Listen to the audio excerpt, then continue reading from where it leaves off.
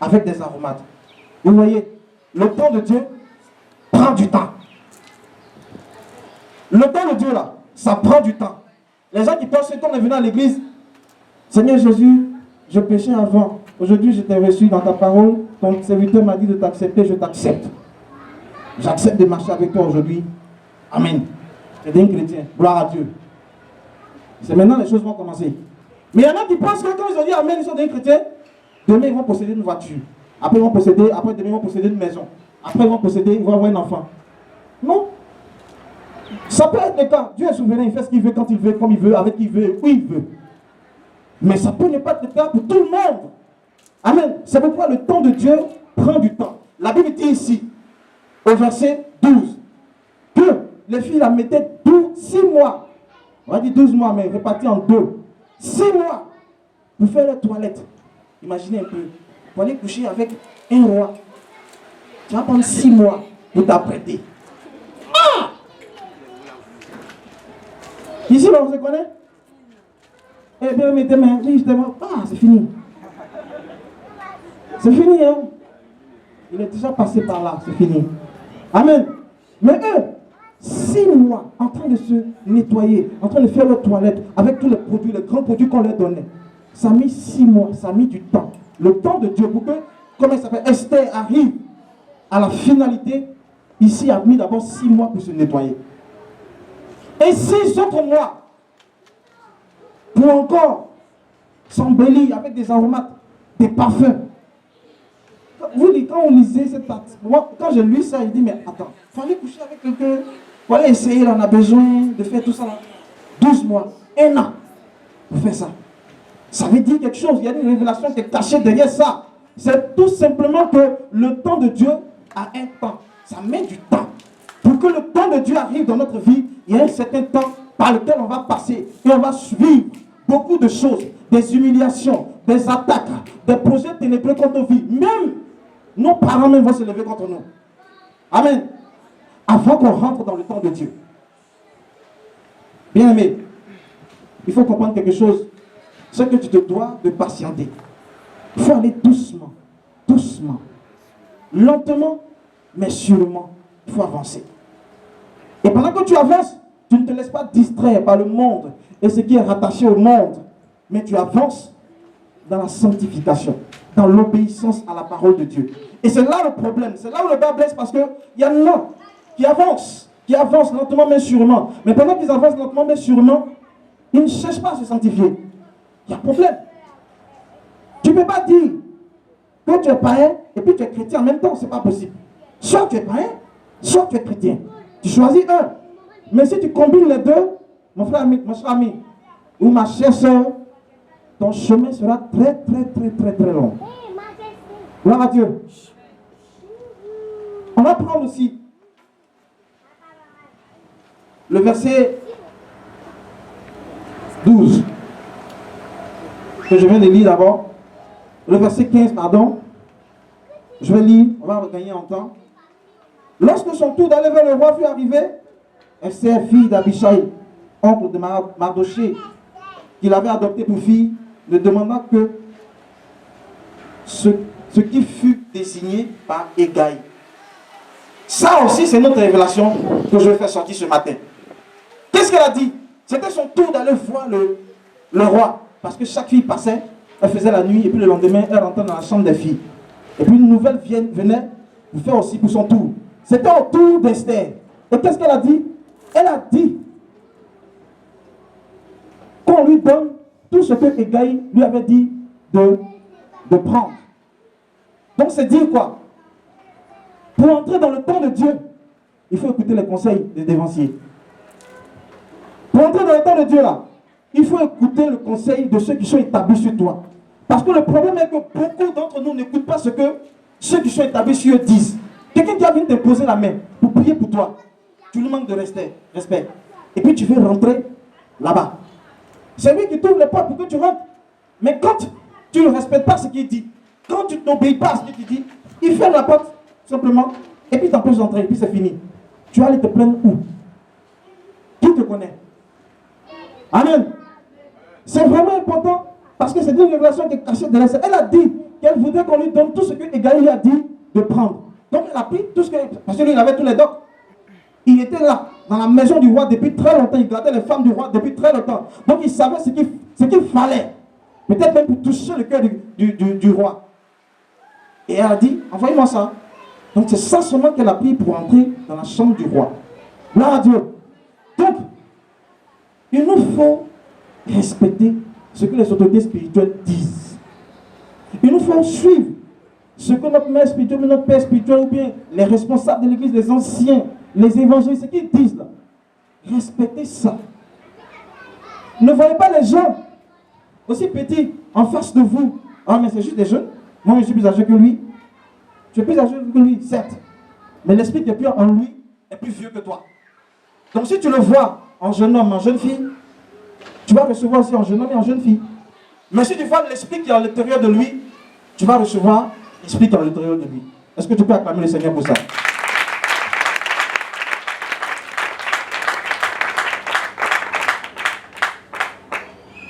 Bien aimé, la Bible dit qu'au verset 17, il a déjà tout lu le texte, au verset 17, Esther trouva grâce aux yeux de tous. Si vous marquez bien au verset 9, la phrase a été répétée là-bas. Ça dit qu'elle a trouvé grâce aux yeux d'Égaï. Au verset 17 encore. Bon, vers la fin du verset 15, pardon. Esther trouva grâce aux yeux de tous. Ça fait 2. Et la troisième fois, je crois que c'est le verset 17. Là-bas encore, elle a trouvé grâce aux yeux du roi. Donc, quand le temps de Dieu est en train d'arriver dans notre vie, quand le temps de Dieu est en train d'être mis sur pied, quand Dieu est en train de travailler dans le secret, pour que nous rentrions dans notre grâce, vous allez voir et vous allez constater que les gens vont commencer à aimer votre tête. Les gens vont commencer à se manifester en faveur de vous. Les gens vont commencer à dire de bonnes choses de vous. Vous n'allez rien comprendre, mais c'est le temps de Dieu qui s'est mis en page et qui est en train de foncer vers vous, sans même que vous en rendiez compte.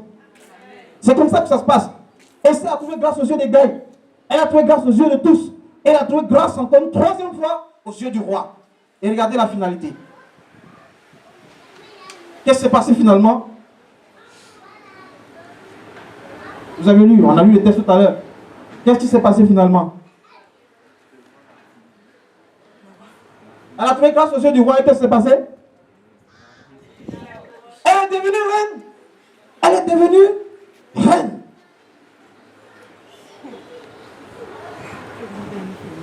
Bien aimé, Esther n'a pas dit que le roi était vieux. Elle n'a pas usé de ses propres forces pour arriver au poste où le roi l'a mise. Mais tout s'est passé comme sur des roulettes. Elle est passée du statut d'orpheline, parce qu'elle était orpheline, au statut de reine. C'est pourquoi je vais dire à quelqu'un ce matin, je vais te dire ce matin, que Dieu s'en fout de ton statut. Il s'en fout même de ta pleure. Il s'en fout de ta beauté, parce que Vasti était belle. Il s'en fout de ta forme. Mais il sait une chose, c'est qu'il y a un temps qui a été fixé. Un temps où Dieu lui-même s'est levé pour le fixer lui-même. Où le voile du célibat va tomber dans ta vie. Un temps a été fixé. Où le sexe du mari de lui qui travaille dans tes entrailles pour t'empêcher de voir la gloire de Dieu va tomber. Un temps a été fixé. Où celui qui rongeait, la maladie, le mal qui rongeait ton corps, va tomber, va mourir. Un temps a été fixé, où la promotion qui sont pensées à toi dans ton travail va venir s'attacher à ton âme. Un temps a été fixé, où le certificat de résidence que les gens vont t'envoyer depuis l'Europe pour que tu aies ton visa, ce temps a été fixé et ce certificat est en train de venir. Un temps a été fixé, où ta belle famille qui est en train de menacer ta vie depuis très longtemps et t'empêche d'être en paix. Ce temps est arrivé, où ces œuvres ténébreuses vont tomber, vont te libérer.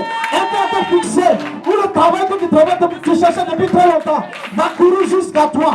Un temps a été fixé, où la maladie qui rongeait ton âme depuis très longtemps va disparaître. Il y a un temps qui est fixé par Dieu. Il y a un temps qui est fixé par Dieu. Il y a un temps qui est fixé par Dieu. La Bible dit que Dieu est riche en bonté. La Bible dit que Dieu est puissant pour bénir. Mais c'est notre comportement, notre attitude, notre manière de faire qui empêche la main de Dieu. C'est notre manière de parler, de manière de nous comporter qui empêche la main de Dieu. C'est notre manière de voir Dieu qui fait que Dieu n'agit pas dans notre vie. Sinon, il y a un temps qui a été fixé depuis très longtemps. Il y a un temps qui a été fixé pour Yao, pour que Yao travaille. Il y a un temps qui a été fixé pour Kwasi, pour que Kwasi devienne grand. Il y a un temps qui a été fixé pour Akissi, pour qu'elle parte de cette nation. Il y a un temps qui a été fixé pour que la terre de la Côte d'Ivoire libère tes pieds, libère tes pas pour que tu t'envoles. Il y a un temps qui a été fixé pour que tous les malheurs qui menaçaient ton âme depuis longtemps se taisent à jamais. Je viens de te dire ça ce matin, qu'il y a un temps de Dieu qui a été fixé pour que tu rentres en possession de tes grâces. Mais seulement, tu te dois de vivre dans la sainteté. Seulement, tu te dois d'obéir à la parole de Dieu. Seulement, tu te dois d'écouter ce que tes responsables spirituels te disent. Bien aimé, ne regarde pas à ce que les gens font autour de toi. Ne regarde pas à ce que les gens disent autour de toi. Mais regarde seulement à la parole de Dieu. Amen. Regarde seulement ce que Dieu dit de toi. Ce que les hommes disent n'est pas peu important. Mais c'est ce que Dieu dit de toi qui est le plus important. Est-ce que tu vas demander à Dieu ce que Dieu dit de toi? Tu es assis, tu ne fais rien. Tu ne pries même plus, tu ne jeûnes même plus. Tu dis rien à Dieu. Pourquoi est-ce que Dieu va te parler? Il ne te dira rien. Lève-toi. Marche. Avance lentement mais sûrement. Dans la présence de Dieu. Et dans le temps de Dieu. Tout en étant saint. Je vais te dire ce matin. Que tous ceux que tu vois. Qui possèdent leur grâce. Qui rentrent dans leur bénédiction. Ils ne sont pas extraordinaires. Ils n'ont pas fait quelque chose de plus extraordinaire que toi. C'est la même Bible qu'ils lisent. C'est les mêmes comportements qui ont lieu dans la Bible des personnes qui ont été bénies. C'est ce comportement-là qu'ils adoptent. Ce qui est écrit dans la Bible, c'est ce qu'ils respectent et ils rentrent en possession de la grâce. Donc ça veut dire que toi et moi qui avons été faits de chair et de sang à l'image du Dieu Tout-Puissant, nous aussi nous sommes capables de rentrer en possession de nos grâces. Bien aimé, la balle est dans ton camp. La balle est dans ton camp. C'est à toi de décider d'avancer ou de ne pas avancer. C'est à toi de décider de dire oui Seigneur, je change et je mets mes pieds sur les rails qui mènent jusqu'à toi. Gloire à Dieu. Gloire à Dieu. Gloire à Dieu. Je ne t'entends plus. Qu'est-ce qui se passe? Qu'est-ce qui se passe? Je ne t'entends plus. Qu'est-ce qui se passe? Vous voyez, quand on prend 1 Samuel 20, l'histoire d'Anne, Anne a prié. Elle a prié. Seigneur, donne-moi un enfant. Seigneur, donne-moi un enfant. Seigneur, donne-moi un enfant. C'est le jour où elle a décidé de dire au Seigneur, si tu me donnes un enfant mal, je te le redonnerai. Dieu a dit, ah bon, ok, maintenant tu as prié, je te donne ton fils. La Bible dit, en cours d'année, c'était un temps qui avait été fixé depuis très longtemps par Dieu. Il attendait juste qu'elle dise une parole qui va dans la pensée de Dieu. C'est ce qu'il attendait. Gloire à Dieu. Ce matin, je vais te dire quelque chose pour conclure mon message parce que nous allons prier. Je vais te dire, te donner un message ce matin. T'exhorter en concluant mon message pour te dire que les gens marchent selon leur propre temps. C'est-à-dire chaque enfant de Dieu marche selon son temps qui a été fixé. Mais le temps de ton ami n'est pas ton temps. Ce n'est pas forcément ton temps. Ce n'est pas parce que Yahweh évolue que tu vas forcément évoluer. Ce n'est pas encore ton temps. Si aujourd'hui, tu crois être en retard, regarde autour de toi et tu verras que certains donneraient tout. Non pas pour être à ton niveau, mais pour être là où tu as commencé. Dans la vie, il n'y a jamais d'échec, mais de succès retardés. Avance donc avec courage et détermination. Dieu existe pour tout le monde et il a un temps d'exaucement pour tout le monde. Est-ce que tu peux acclamer le Seigneur?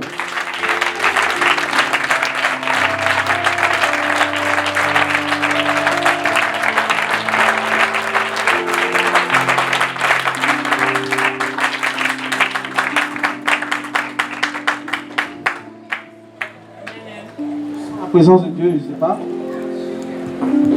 Gloire à Dieu. On va se tenir debout et puis on va prier le Seigneur.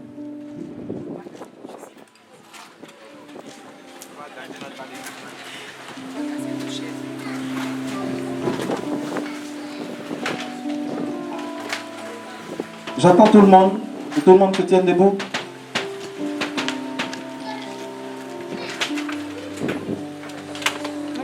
La Bible dit que là où est le Saint-Esprit, là est la vie de Dieu. Je veux que nous entendions un cantique ce matin. Que le groupe musical Chante ce cantique, je dis, inonde-moi. Inonde-moi, papa, et voilà, on peut aller. On va chanter ce cantique. Puis dis ce matin au Saint-Esprit de venir prendre le contrôle de nos âmes ce matin.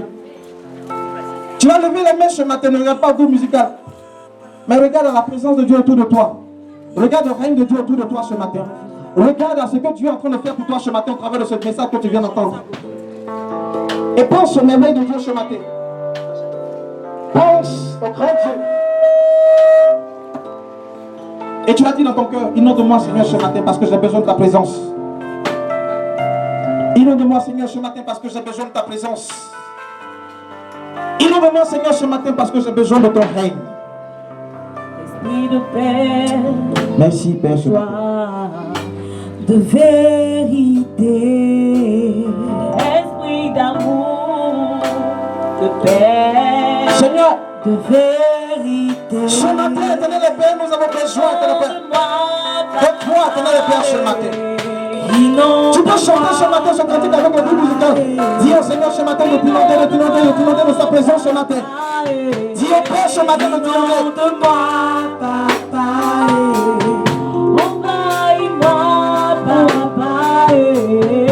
Envahis-moi, papa. Inonde-moi, papa. Inonde-moi, papa.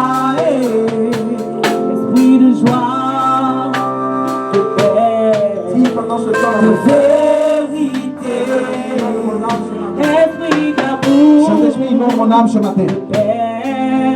Saint-Esprit, inonde mon âme ce matin. Inonde-moi, papa. Inonde-moi, papa. Chantez ensemble ce matin, ce cantique, chantons. Envahis-moi, papa. Envahis-moi, papa.